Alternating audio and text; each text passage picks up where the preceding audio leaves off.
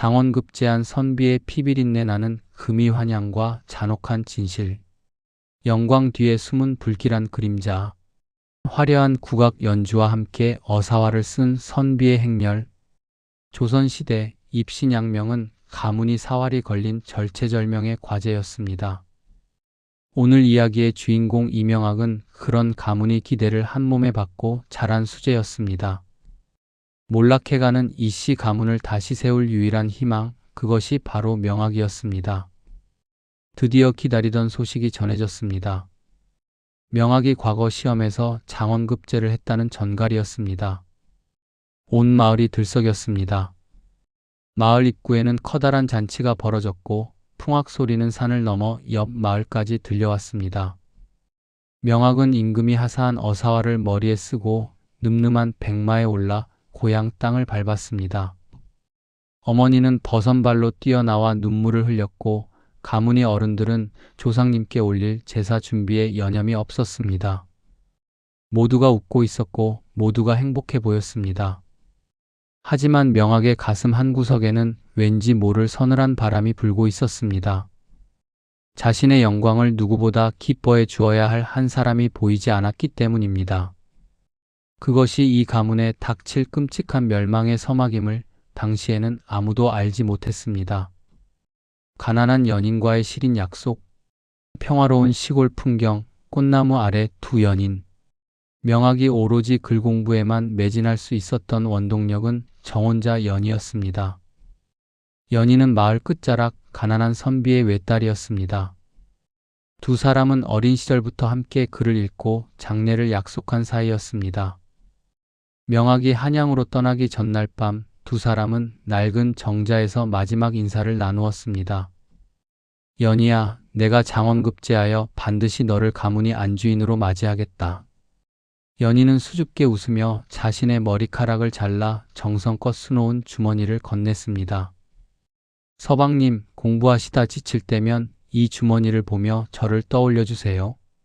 저는 천년이고 만년이고 기다릴 수 있습니다. 한양에서의 생활은 지독하게 외롭고 배고팠습니다. 기름기 없는 등잔불 밑에서 명학의 눈은 점점 침침해졌고 뼈만 앙상하게 남았습니다. 그때마다 그는 연희가 준 주머니를 손에 꼭 쥐었습니다. 조금만 더 참자. 급제만 하면 연희와 함께 따뜻한 이 밥에 고기국을 먹을 수 있다. 그 소박한 꿈이 그를 버티게 한 유일한 희망이었습니다. 뒤바뀐 눈빛과 가문이 은폐. 차가운 표정의 가문 어른들, 텅 빈 연희의 집. 마을에 도착해 잔치가 한창일 때 명학은 몰래 행렬을 빠져나와 연희의 집으로 달려갔습니다. 하지만 그를 맞이한 것은 굳게 닫힌 살인문과 마당의 무성한 잡초뿐이었습니다. 심장이 내려앉는 기분이었습니다. 명학은 급히 집으로 돌아와 큰아버지와 숙부님께 물었습니다. 큰아버님, 연희는 어디 있습니까? 왜 집이 비어 있는 것입니까? 축제 분위기로 가득했던 방 안이 순간 찬물을 끼얹은 듯 조용해졌습니다. 큰아버지는 헛기침을 몇 번 하더니 명학의 눈을 피하며 입을 열었습니다. 명학아, 너는 이제 나라의 큰일을 할 몸이다. 그런 천한 계집 따위는 잊어라. 그게 무슨 말씀이십니까? 연희가 천하다니요. 내가 떠나고 그 아이는 본색을 드러냈다. 가난을 못 이겨 돈 많은 상인의 첩으로 팔려갔느니라. 우리 가문의 수치이니 다들 입에 담지도 말라고 명해두었다. 숙부 또한 거들었습니다. 그렇다. 행실이 바르지 못한 아이였다. 너를 위해 우리가 내쫓은 것이니 서운해 말거라. 명학은 믿을 수 없었습니다. 자신이 아는 연희는 그런 사람이 아니었습니다. 하지만 가문 사람들 모두가 약속이나 한 듯 똑같은 말을 반복했습니다. 피어오르는 의심과 광기, 어두운 밤 횃불을 든 선비, 처절한 비명. 밤이 깊었지만 명학은 잠을 이룰 수 없었습니다. 그는 집안의 늙은 종들을 붙잡고 추궁하기 시작했습니다. 처음에는 입을 열지 않던 종들이 명학의 서슬 퍼런 기세에 결국 눈물을 흘리며 진실을 쏟아냈습니다. 도련님, 사실은 아가씨가 팔려간 게 아닙니다. 큰어른께서 도련님 앞길에 방해가 된다고. 가문은 명학이 공부에 방해된다는 핑계로 연희에게 입에 담지 못할 모욕을 주었습니다. 또한 연희가 명학에게 보낸 수많은 편지를 중간에서 가로채 불태웠습니다. 심지어 연희가 명학을 만나러 오지 못하도록 관가해 허위 고발을 하여 고초를 겪게 했다는 사실까지 드러났습니다. 그 불쌍한 분이 산속에서 목을 매달았다는 소문이 파다합니다.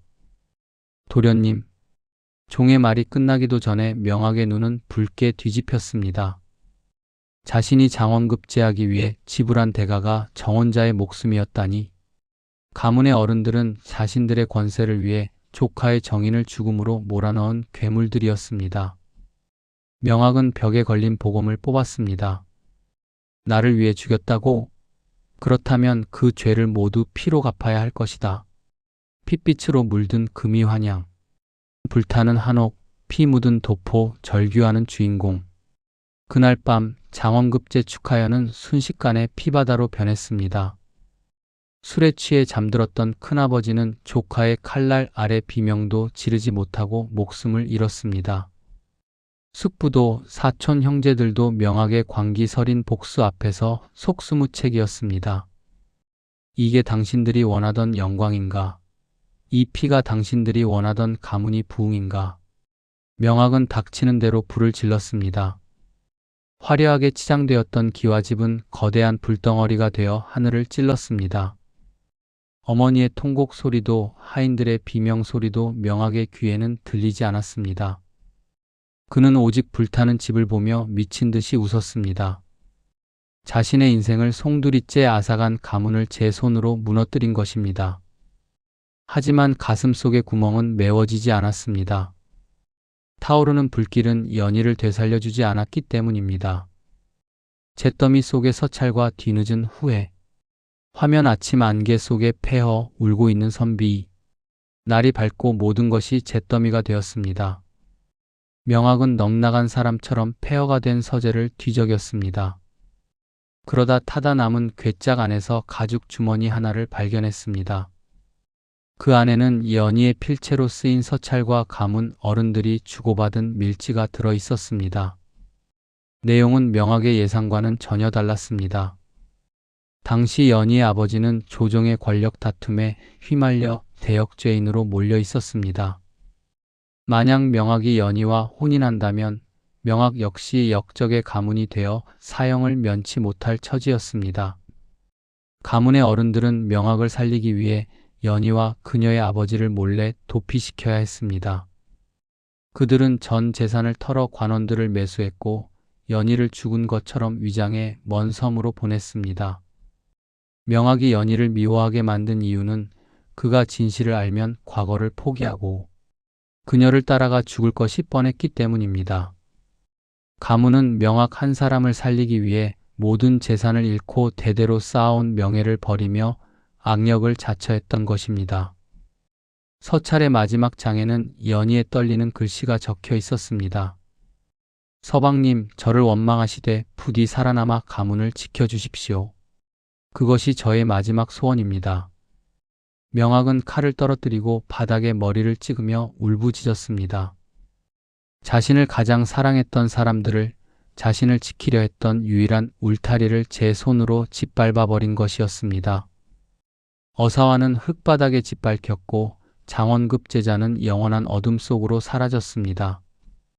가문을 살리려 했던 어른들의 처절한 선택과 사랑을 지키려다 모든 것을 잃어버린 한 선비의 비극, 누구의 잘못이라고 선뜻 말하기 어려운 이 이야기는 오늘날 우리에게 진실의 무게가 얼마나 무거운지 다시금 생각하게 합니다. 눈앞에 보이는 것이 전부가 아닐 때 우리는 과연 어떤 선택을 해야 할까요? 여러분은 명학의 이 비극적인 결말을 보며 어떤 생각이 드셨나요? 여러분의 소중한 의견을 댓글로 남겨주시면 감사하겠습니다. 오늘 준비한 이야기가 흥미로우셨다면 영상의 좋아요와 구독 버튼을 꾹 눌러주세요. 구독은 영상을 제작하는 저에게 큰 힘이 됩니다. 알림 설정까지 해두시면 앞으로도 우리 역사 속 숨겨진 미스터리와 가슴 절절한 야담 이야기를 가장 빠르게 만나보실 수 있습니다. 긴 시간 끝까지 시청해 주셔서 진심으로 감사합니다. 오늘 하루도 평안하고 행복하시길 바랍니다.